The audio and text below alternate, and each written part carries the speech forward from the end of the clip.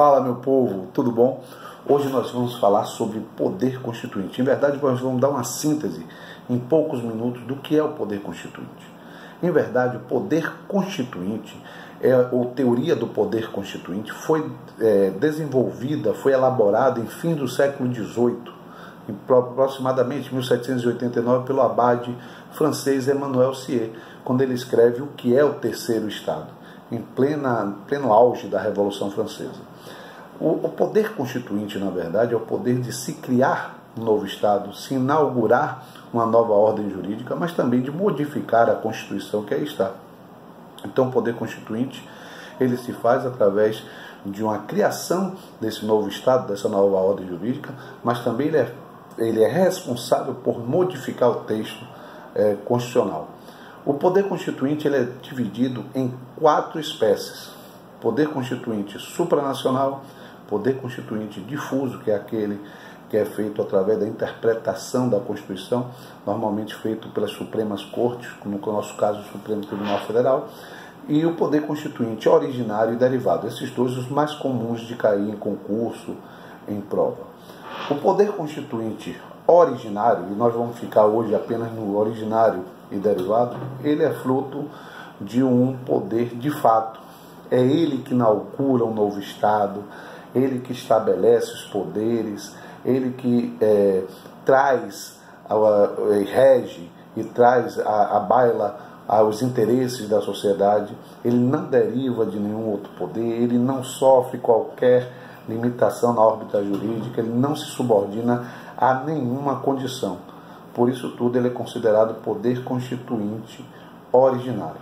O poder constituinte originário, por sua vez, ele divide-se em dois: poder constituinte originário revolucionário e poder constituinte originário histórico. O histórico, ele é o poder de se criar a primeira Constituição. No caso do Brasil, isso se faz através da Constituição de 1824, a Constituição Monarca de Dom Pedro I. As outras constituições posteriores à Constituição Primeira, ela é denominada de fruto, né, do poder constituinte originário revolucionário. Ainda que a mudança, né, da condição jurídica não tenha sido de forma abrupta, mas o termo revolucionário serve para todas as mudanças posteriores à primeira Constituição.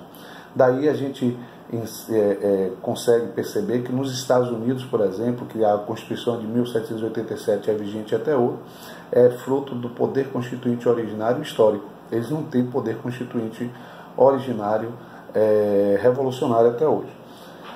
Já o poder constituinte derivado ou constituído, esse sim, ele também chamado de segundo grau, ele deriva do poder constituinte originário, ele encontra na própria Constituição originária limitações para o seu exercício, por isso ele é fruto e ele tem uma natureza jurídica, ele é um poder jurídico, beleza?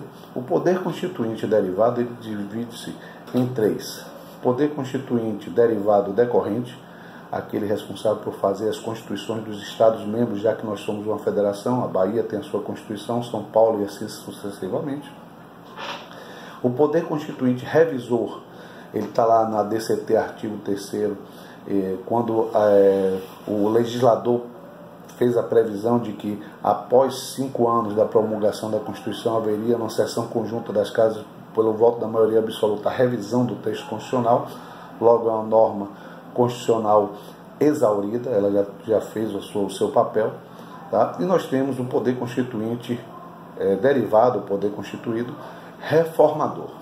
Esse sim, ele faz parte mais frequente do nosso dia a dia através da espécie normativa emenda à Constituição. A emenda à Constituição, por sua vez, encontra limitadores circunstanciais, ou seja, se o Brasil tiver em estado de defesa, estado de sítio ou sofrendo intervenção federal de algum Estado-membro, não é possível haver proposta de emenda à Constituição. A mesma coisa com relação ao conteúdo. O artigo 60, parágrafo 4º, diz que matéria, né, que conste em alguma proposta de emenda constitucional tendente a abolir forma federativa de Estado, separação dos poderes, direitos e garantias individuais e voto direto e secreto universal e periódico, não é possível. Logo, esse conteúdo de cláusula pétrea, denominado cláusula pétrea, não é possível ser reformado através da emenda à Constituição. Também existem limitadores formais, subjetivos e objetivos. O subjetivo, ele designa as pessoas que podem propor a emenda constitucional, a famosa PEC, proposta de emenda à Constituição. Pode ser o presidente da República, 1/3 dos membros da Câmara ou 1/3 dos membros do Senado, e mais da metade das Assembleias Legislativas, cada uma manifestando-se por maioria relativa ou simples. Por sua vez, os limitadores objetivos determinam como é que essa emenda, como é o processo legislativo dessa emenda. Essa emenda, para ser aprovada, que ela deixe de ser PEC, passe a ser uma emenda à Constituição, ela tem uma solenidade mais rigorosa. Ela tem que passar nas duas casas do Congresso Nacional, ou seja, na Câmara 2 vezes, no Senado 2 vezes, e ela tem que ter uma maioria de 3/5, que é um quórum qualificado. Beleza?